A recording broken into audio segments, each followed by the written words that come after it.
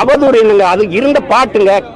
கள்ளத்தனம் செய்த காதகன் கருணாநிதி, சதிகாரன் கருணாநிதி, சண்டாளன் கருணாநிதினு பாட்டு உங்களுக்கு அனுப்பவா? எழுதுனவன் பாடினவனை விட்டுட்டு ஏன் மறுபடியும் எடுத்து பாடினவனை கைது பண்றீங்க? இப்ப நான் பாடுறேன், எம்எல்ஏ பேர் போடு. கள்ளத்தனம் செய்த காதகன் கருணாநிதி, சதிகாரன் கருணாநிதி, சண்டாளன் கருணாநிதி, போடு பாப்போம். போட்டு உள்ள வை. நீ புள்ள பூச்சி பிடிச்சி விளையாடுவா ராஜா? தேலு பாம்பு நட்டுவாக்கிலே பிடிப்பியா? புலி சிங்கத்தோட மோதுவியா? முன்னாள் முதல்வர் நீ உங்க அப்பா அதிகாரத்துக்கு வந்து புனித பட்டம் கட்ட பாக்குற துரோகி. தமிழ் பேரினத்திற்கு பச்சை துரோகி. யார் தர்க்கம் செய்வா? அதிகாரம் வந்தோன்னா உங்க அப்பாவுக்கு புனிதர் பட்டம் கட்டிடுவீங்களா? செஞ்ச துரோகம் எல்லாம் மறந்து போயிருமா? இந்த நாட்டில் தமிழர் இன வரலாற்றில், அரசியல் வரலாற்றில் தீய ஆட்சியின் தொடக்கம், தீய அரசியலின் தொடக்கமே ஐயா கருணாநிதி வந்து உட்கார்ந்த பிறகுதான்.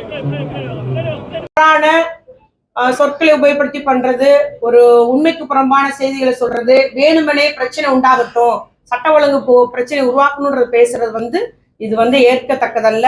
நிச்சயமா எங்களுடைய தலைவர் ஒரு பொறுப்பான முதலமைச்சரா இருக்கிறதுனாலதான் கட்சி தொண்டர்களை எல்லாம் கட்டுப்படுத்தி கட்டுப்பாடோடு திராவிட முன்னேற்ற கழகத்தில் இருக்கிறார்கள் என்பதை நான் கூறிக்கொள்ள விரும்புகிறேன்.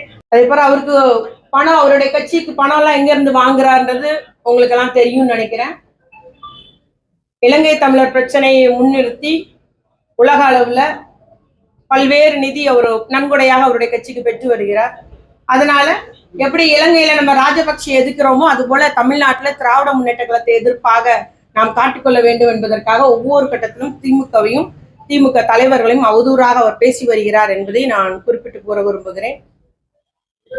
அதனால நம்முடைய நாம் தமிழர் நிறுவன தலைவர் சீமான் அவர்கள் கொஞ்சம் நாக்கை அடக்கி வாசிக்க வேண்டும். அரசியல் அறவேக்காடுத்தனமாக பேசக்கூடாது. அரசியல் முதிர்ச்சி இல்லாத ஒரு தலைவராக தெரிகிறார்.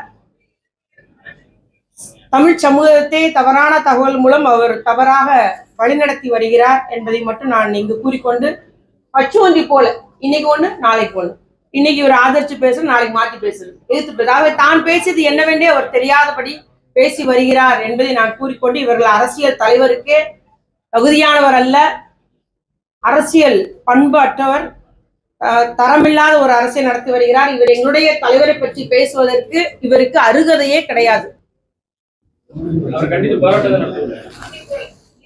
சொல்லிட்டேன்ல, எங்களுடைய தலைவர் பொறுப்பான ஒரு முதலமைச்சர் இல்லையா, ஆளுங்கட்சி.